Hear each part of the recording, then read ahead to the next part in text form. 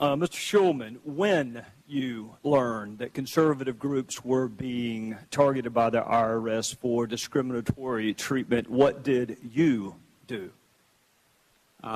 When I learned of the existence of a BOLO list, in that same conversation or right around that time, I also learned a couple things. One, that it was being stopped. So that. All right, and who told you it was being stopped? That's Steve Miller, my deputy. All right, and did you investigate further? Can you give me the name of a single person who was involved in the original decision to target conservative groups for disparate treatment? I'm not aware of those names. Why can't you give me a name? So at the same time that I learned and that it was being stopped, I was also told that the Inspector General was aware of it. Mr. Schulman, is the Inspector General the only person who can investigate wrongdoing within the IRS? My general practice. Can you answer my question and then you can explain? Is the Inspector General the only entity who can investigate wrongdoing? Congress can investigate. How about you? Can you do it? The practice at the Internal Revenue Service that I inherited. So if there's inappropriate conduct being done on your watch in the IRS, then that inappropriate conduct can last as long as the Inspector General's investigation lasts. Is that what you're telling me? That you're not going to step in and stop it? No, what I'm telling you. If there's someone wielding a knife in the parking lot, are you going to call the Inspector General? Are you going to wait until his or her investigation's over before you stop it? When I was told about these allegations, I was also told that they were being stopped, and so that the inappropriate criteria were not being used anymore. And despite the seriousness and potential criminality of that conduct, you didn't investigate it yourself at all? So the procedures that I inherited and that my Mr. general Schulman, practice this is going to go much quicker if you'll answer yes or no, and then you can explain.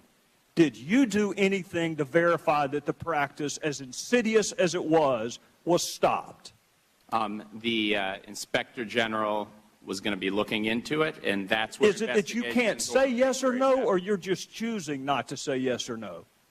Can you answer the question, did you do anything personally to make sure that this insidious, discriminatory practice was stopped? Yes or no? At the time that I learned about it, I also learned two things. The first was that it was being stopped, and the second was that the Inspector And what did you do to verify that it was stopped? The responsible deputy of the Internal Revenue Service told me it was being stopped. I had no reason to believe otherwise. Did you investigate why conservative groups were being targeted? Excuse me? Did you investigate? So you can't give me a single name. You can't answer the who. Can you tell me the why? Why were conservative groups? Why was the culture such under your watch that an employee felt comfortable targeting conservative groups? Did you investigate that? You know, from my reading of the report, I can't tell if it was political motivation or if it was tone deaf, somebody trying to expedite a way to You still don't know that this was political. Excuse me? You still don't know that this was political? I'd defer to the Inspector General. Well, I'll tell you this, Mr. Schulman. Your predecessor said that he wasn't sure if it was partisan, and that requires the listener to be as stupid as the speaker to utter a comment like that. He just testified that policy positions dictated this. What does that mean to you? If it's not partisan, what does that mean?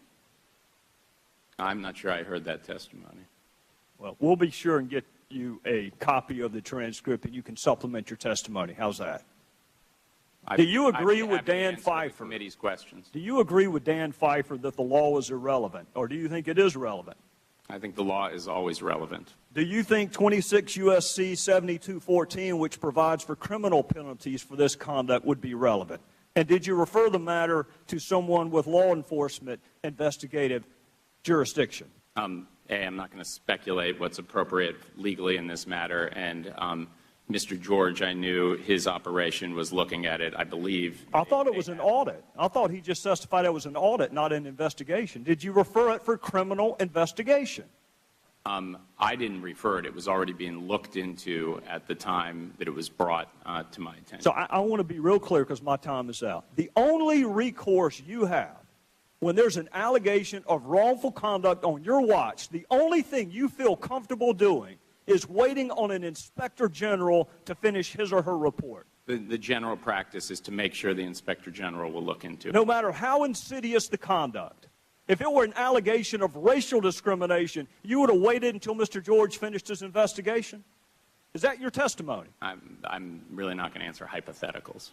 I tell you what, instead of answering a hypothetical, why don't you answer the case at bar today? If there's an allegation that groups are being discriminated against based on political ideology, are you really going to wait until an inspector general finishes his or her report before you take corrective remedial action? When I have a fact, but I don't have all the facts, and I don't know the scope and severity. Did you investigate the facts, Mr. Schulman? Did you lift a finger to identify the facts? Felt very comfortable. The facts, the inspector general was going to run down the facts, and once he had it, it would be reported out. Let the record reflect that's a no.